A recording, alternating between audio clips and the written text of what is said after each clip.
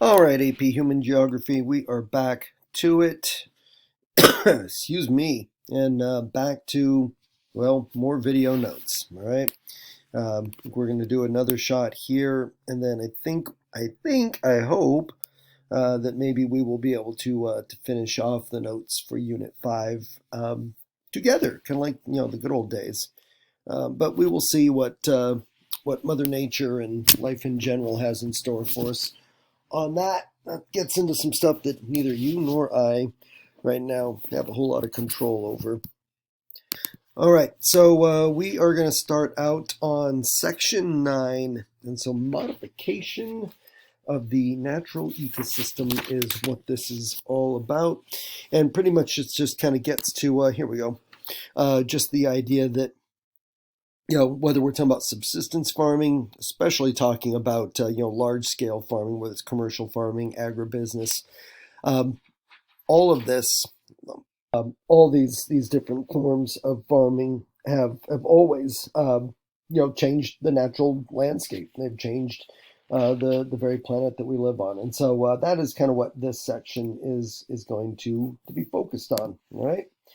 And I'm just going to kind of run you through some lists, kind of like some of the bottom line. It's kind of like the side effects of food production is what we're talking about here. So your first side effect is going to be the permanent loss of forest land, and you can kind of see the other charts there going from the 1800s to just a few years back, and how we've seen the growth in land that has been basically has been lost, and so whereby way back there at the beginning of the 19th century, about half the forest land had been lost. We're now down to only 38% of it being left, globally speaking. And so, and the reality is that typically when most of the time when forests are cleared for farmland for agricultural use, those forests are never going to be regrown again.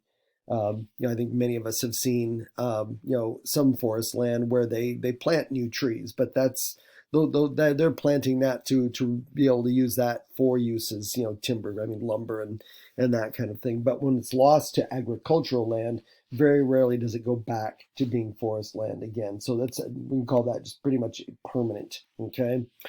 Um, when we talk about the use of basically, chemical fertilizers, things like that, in modern farming, we see those having the effect of pollution. And a lot of times when it's chemicals that are being used to fertilize farms and that sort of thing, you're going to get runoff when it rains. Some of those chemicals are going to make their way to water sources like rivers and lakes, and those can end up having impacts then, getting even into water supplies that us humans rely on. Overgrazing, if livestock farmers are not really careful and they overgraze, in other words, they allow animals to spend too much time on the same land, that can end up with that land, especially if it's already has a tendency to be kind of arid already. That can be one of the leading causes of desertification and making that land so that it is incapable of growing anything ever again once it's made its process to being desert, then the likelihood is that is never going to be useful land again in terms of being able to plant on it. And then irrigation. And we've seen this even here in the United States become quite an issue in just the last couple of years down in the Southwest, California, Arizona, areas like that. And when the land that you have that is limited, or excuse me, the water you have is limited, and we've seen this in the West with some really prolonged droughts, which luckily this winter there's been a little bit of some improvement in some of those, but the long-term trend has been drought. And so you end up, when I talk about disputes, it really comes down to, all right, so what's the water going to be used for? Is it going to be used primarily for agriculture and for watering plants so that there's food to eat? Or does that water need to be used for other human uses, whether it's, sewage systems, and so that when you flush the toilet, there's still water in there, or water so that people literally have water to drink. And and we definitely have seen a rise in water conflicts because of that. And so, yeah, another one of those side effects of food production. Continuing on with them, when we see wetland areas that are drained for development, whether it's for farming or even for urban development, that's a loss of wetland that is usually habitat to a lot of wildlife, and that kind of throws the whole ecosystem out of balance. And you'll hear scientists talk a lot about the fact that our planet, everything is kind of like this very fine-tuned equilibrium in terms of climate and geography and those kinds of things. And when humans get in the middle of that and start pretty much tampering with nature, it can have some really far-reaching effects. And when we look at some even species of animals that are either endangered or have even gone extinct, some of that can be connected to changes in the landscape that humans have caused or created. And the loss of wetlands is definitely falls into that area. And then even just kind of very closely related to that is altering landscapes. We talked about terrace farming, kind of like you see pictured over there on the side. And I mean, going through and creating those layers, those leveled off uh, pieces of land like that. I mean, it does a great thing for humans in terms of creating agricultural land for farming. Not so much for the animals that had called that area home before the terracing. And so again, you always there's always a cost. Almost with none of this do we just get to take the benefit, and and there's no downside to it. Okay, so there we go. Um, One of the things that we have seen in about the last 50 years or so has been an effort to try to raise awareness about this, and to try to kind of push back or maybe find some balance in it. And so a lot of the efforts that have been made to try to I've got preserve and restore is has been kind of the real push.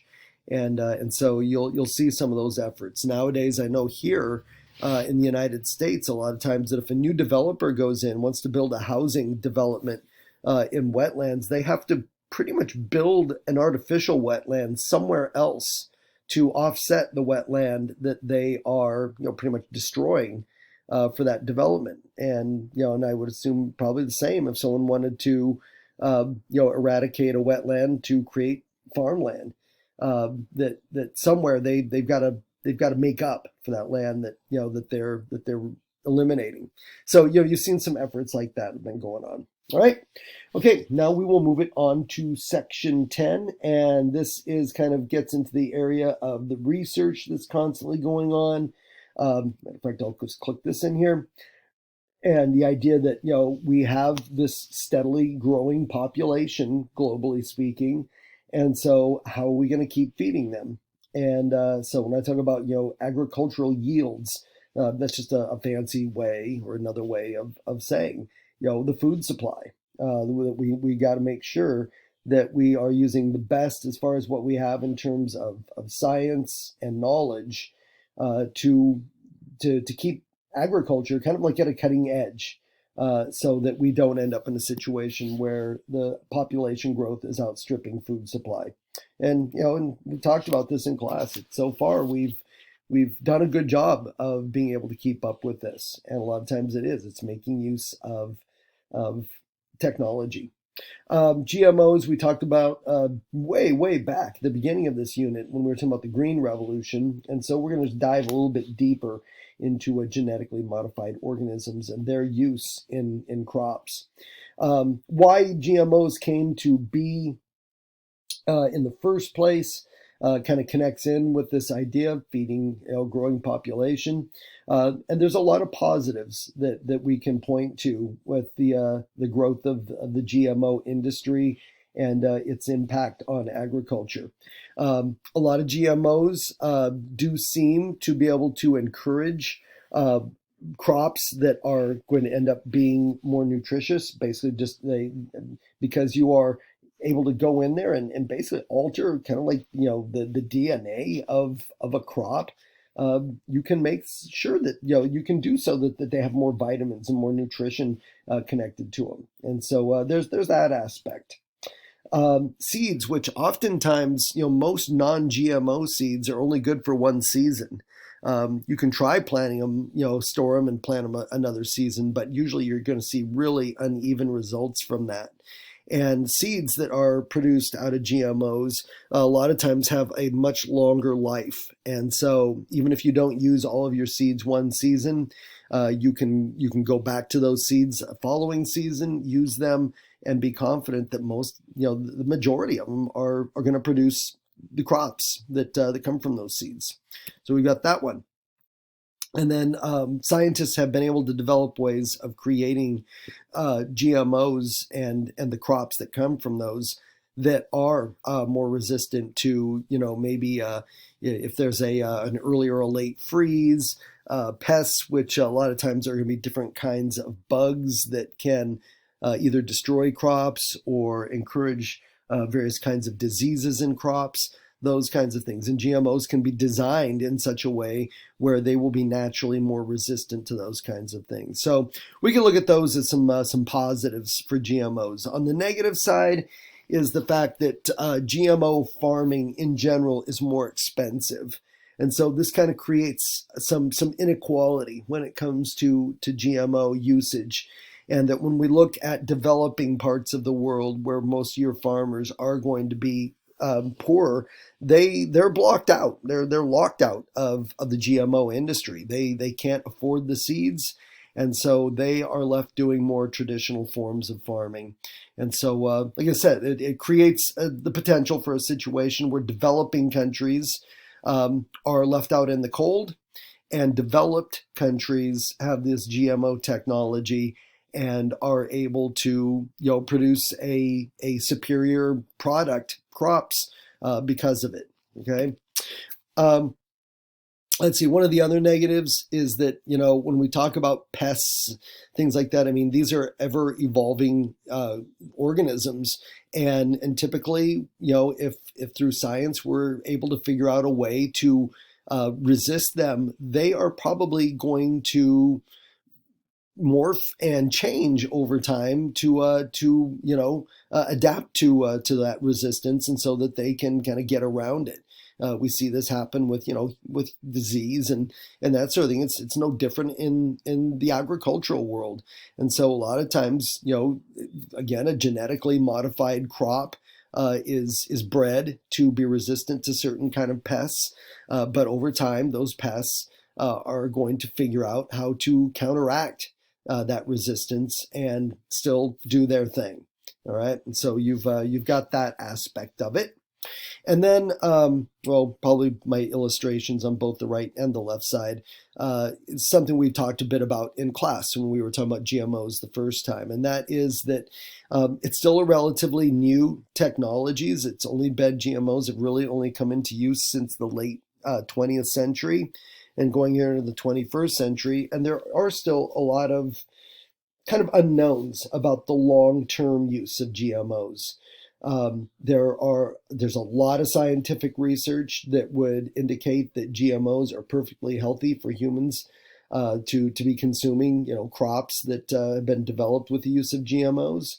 But there's also some evidence out there that casts doubt on some of that research and says that, to a certain extent, we don't know for sure, and that we could be, kind of acting as guinea pigs right now in a long-term experiment, and that we will only find out after, a couple of generations of humans have been making use of GMO-produced foods to see, is there a negative impact on the human body? What does it do to us when we are consuming genetically modified crops? And so that is a debate that continues on. Okay. All right. So another area of innovation is the rise in organic foods. And when we talk about organic foods, these are foods that really are kind of like going back to the good old days of farming, really. So, I mean, is it a real innovation? Yeah, we could debate about that. I mean, really, it's kind of more of a, get back kind of a thing, if I want to use a Beatles reference.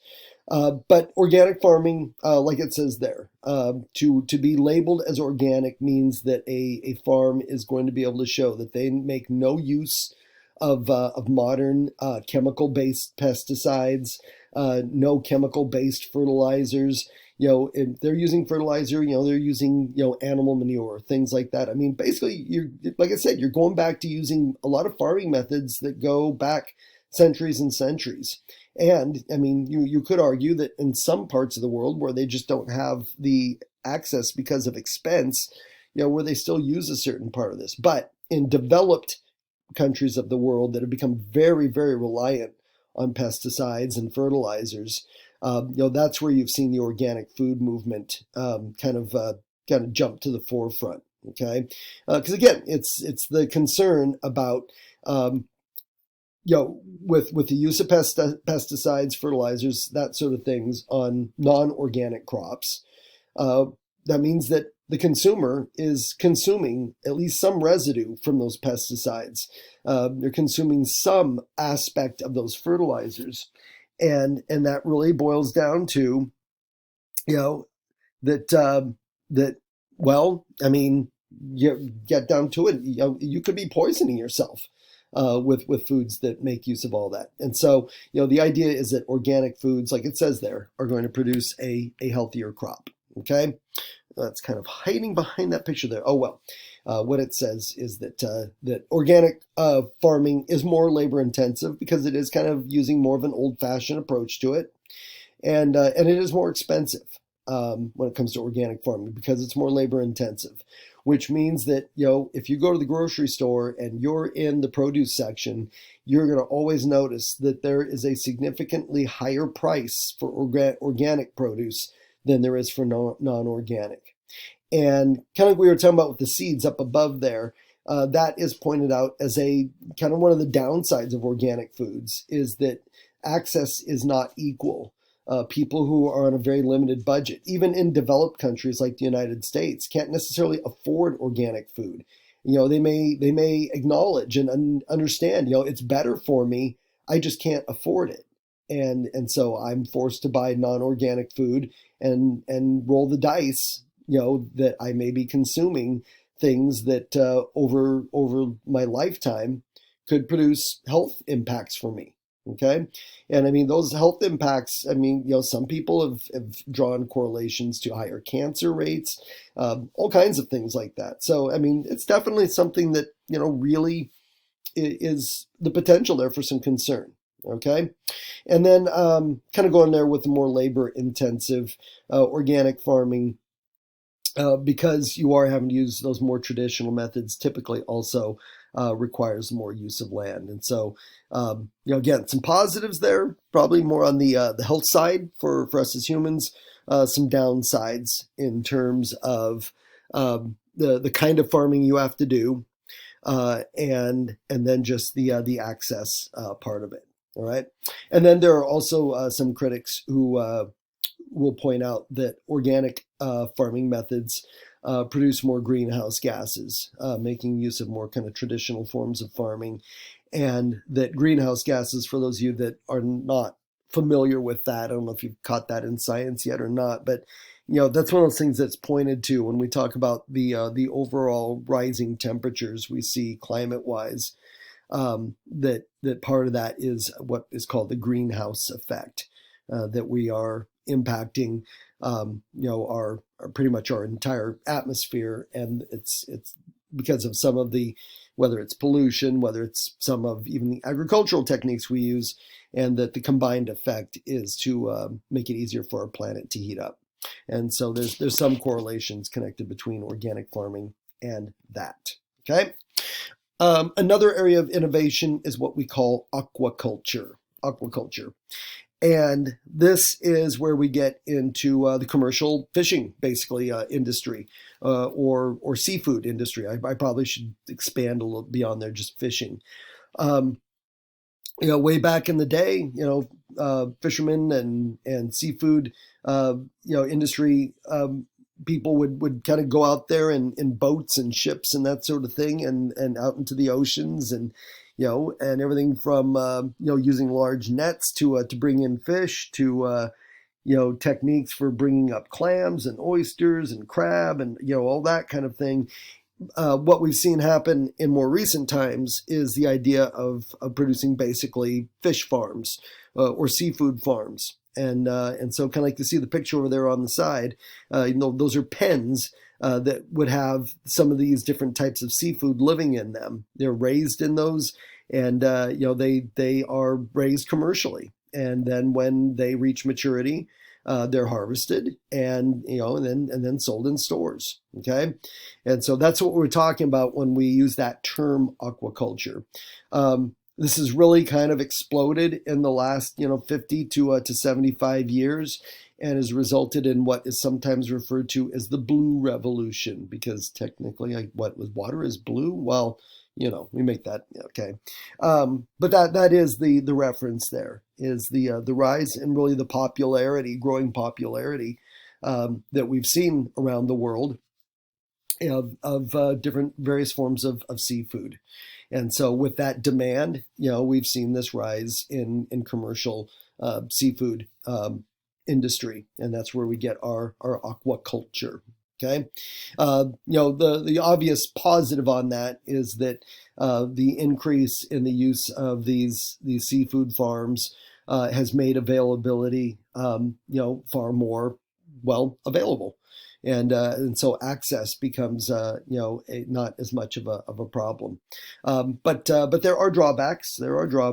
And so we can talk about the fact that when you have a lot of these different forms of sea life, fish, crustaceans, things like that are packed together, kind of like the feedlot kind of a idea here, but using it for seafood, is that a lot of times the proximity will create a higher incidence of, like it says there, of disease and parasites and all kinds of different funguses and things that can afflict fish. And when they are in those pens close together like that, it very quickly is going to spread from fish to fish to fish, and you could very quickly lose a crop that becomes diseased, and then you're unable to harvest and sell them.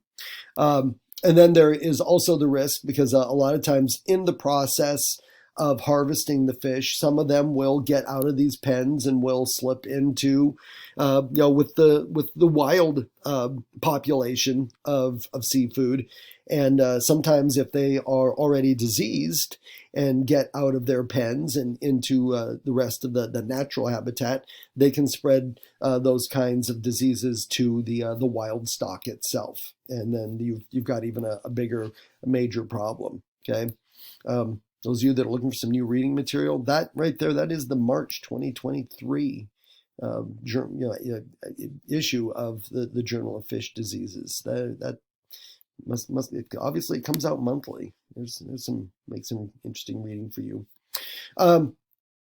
Also, viewed as a drawback is the fact that a lot of these commercial seafood farms make the use of chemicals in the feeding of the fish. It's a lot of the same ideas that we use with livestock. The fattening them up and getting them to a point where they are of maximum size, and so they can maximize profits on them. Again, it's all about at the end of the day making some money. And some of those chemicals that are used in aquaculture get into the rest of the water source and can have some damage to some of your water ecosystems. So you've got that as well. All right, which is kind of a very quick little, I guess, a nice segue into just environmental issues in a larger aspect, which is what Section 11 deals with. All of these different issues that we see that come about, and a lot of them, kind of being more on the negative side, some of the impacts, because for all the good it does, again, agriculture, keeping up with feeding, a growing population, everything comes at a cost. And so when we talk about, and we've been on this theme numerous times so far in this unit, is how common it has come to be with the use of chemicals when it comes to agriculture, and then the use of fossil fuels, because at a lot of farms, they're using machinery, tractors and harvesters and things like that run off of fossil fuels. Gasoline, diesel, those sorts of things. Okay, when we're talking about chemicals, we're mainly talking about fertilizers, and fertilizers generally are made in plants, and they are made up using artificial chemicals and that sort of thing to basically spur the growth of crops. But there is definitely a downside to it. The use of pesticides and herbicides. There's been a lot of these that in the last 50 years or so have been outlawed, because the damage that they did to the ecosystem was so extreme. It's kind of like, well, they save the crops, but they're bad for birds, they're bad for bees, they're bad for frogs. Do a little research on a lot of these different kinds of parts of our wildlife habitat, and their numbers are dropping. And there's a lot of evidence that says that a lot of that decrease is coming because of our increased use of pesticides and herbicides in agriculture, going back to the Green Revolution and beyond. And and scientists, they're continually trying to point out to us that if we see the bee population dip to dangerous levels, that the loss of pollinators is then going to have an impact on various plants. It starts a whole domino effect, none of it good, that will run through our natural ecosystem and impact our planet as a whole. And so there are definitely concerns that are worth taking note. The use of antibiotics and hormones, especially in livestock, in those commercial farms and feedlots, there's a lot of scientific research, medical research, that shows that when we're feeding those things to animals who are then slaughtered for their meat, then we as the consumers are in effect eating a watered down version of those same antibiotics and hormones. They become part of that meat that we consume. And there's research that shows that even in some forms that humans, that we develop, we mature more quickly, whether it's the physical part of us, our bodies mature more quickly than would have been the case 100 years ago. And it's not a stretch to assume that some of that is because of the amount of hormones that we are consuming, whether it's in meat, whether it's in milk, whether it's in eggs and cheese, and that that the more we consume that, it has an impact on us as as a human species in the way that we develop. Okay, and so you've got that aspect of it, and then there's, I mentioned to you before, is just that when we look a lot of modern commercial farming, it does make significant use of machinery to do that large scale farming. And so most of those tractors and other vehicles and machines that are used are powered by either gasoline or diesel. And while they are producing the crops we're going to eat, they're also dumping a lot of pollution into the air. And that just contributes overall to our issues that we have globally with air quality and air pollution. All right, and coming down the line here, because I'm running out of time, water depletion, another issue that is related. The graph over there shows how going from basically the beginning of the 20th century, how we've seen a growth in water use in agriculture. And it is estimated that nowadays, about 70%, well, you got the stat there, of our fresh water source goes for farming, goes for agriculture.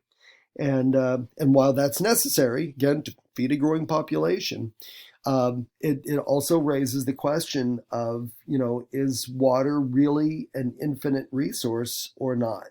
And the concerns that we have about the potential for for water depletion. Okay, and just more desertification and that sort of thing. Um, Sometimes what we see is what is called over irrigation, where water is not being used properly and is being overused. And in other words, a lot of water waste going on. The one of the biggest downsides to doing that, to not managing that water usage properly, is salinization of the soil, and too much water it'll end up bringing salt, naturally produced salt, more and more to the surface of the soil, and too much of that saline mixed into the soil will make the soil uh, get it to a point where it's very difficult to grow crops in it. And so, that is one of the downsides of over irrigation. And then there's just the bigger question of, water that is limited, being wasted. Okay. And then I think, I think that's where I'm going to chop it right there. Is going to be with number 3.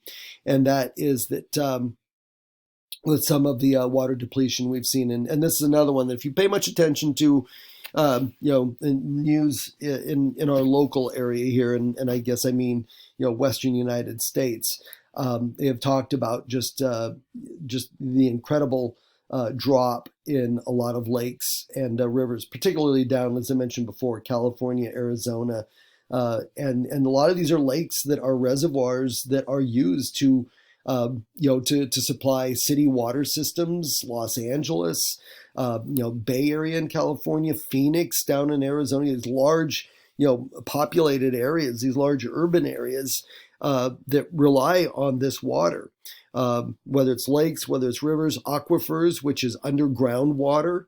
We're seeing that that these rates, the amount is falling, and that the combination of usage, demand for the water, and then with some of our drought issues that we've been facing here over the last 5-10 years out in the West, is really having an impact. And we're not the only ones. We're not unique to this. There are issues like this that are popping up in a lot of different parts of the world. India has been struggling with it. Parts of Egypt along the Nile River have struggled with it, and it points to problems that we will very potentially see more of going into the future. All right. Okay, that's where I'm going to cut it. We are getting down near the end of this unit. I think there's only a few slides left, and like I said, hopefully we'll get the chance to go over those together. That would be nice. But until then, this will cover us for now. Yep. See you then.